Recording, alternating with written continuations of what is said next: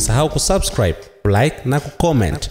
Mahakama ya Kimataifa ya Uhalifu ya Bangladesh imempata waziri mkuu wa zamani Sheikh Hasina na hatia ya uhalifu dhidi ya binadamu kutokana na ukandamizaji wa serikali yake dhidi ya maandamano yaliyoongozwa na wanafunzi mwaka jana, na imemhukumu adhabu ya kifo. Mwanasiasa huyo mwenye umri wa miaka 78 ambaye kwa sasa ni mkimbizi akiwa nchini India amehukumiwa huku akiwa hayupo mahakamani. Mahakama imesema Hasina alifahamu kuhusu kufyatuliwa risasi kwa wanafunzi wakati wa maandamano hayo. Sheikh Hasina alilazimika kujiuzulu na kukimbia nchi kwa helikopta ya jeshi kufuatia machafuko makubwa yaliyowahi kuikumba nchi hiyo ya Bangladesh. Hasina alikuwa waziri mkuu wa mara ya kwanza baada ya chama chake cha Awami League kushinda uchaguzi wa mwaka 1996. Alirudi madarakani mwaka 2009 na kusaidia kufanikisha ukuaji mkubwa wa uchumi, lakini pia akawa mtawala wa kiimla zaidi,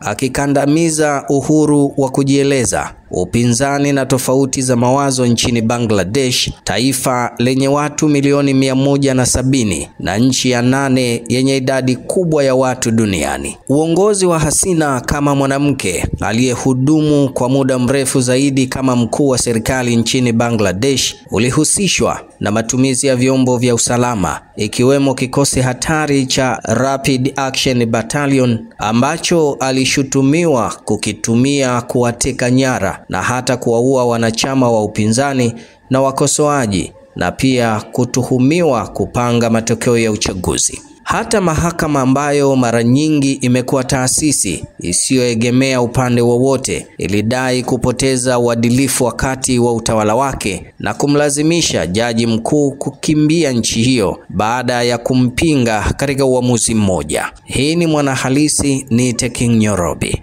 Ili kwa wa kwanza kupata habari zetu, tafadhali usisahau kusubscribe, like na kucomment.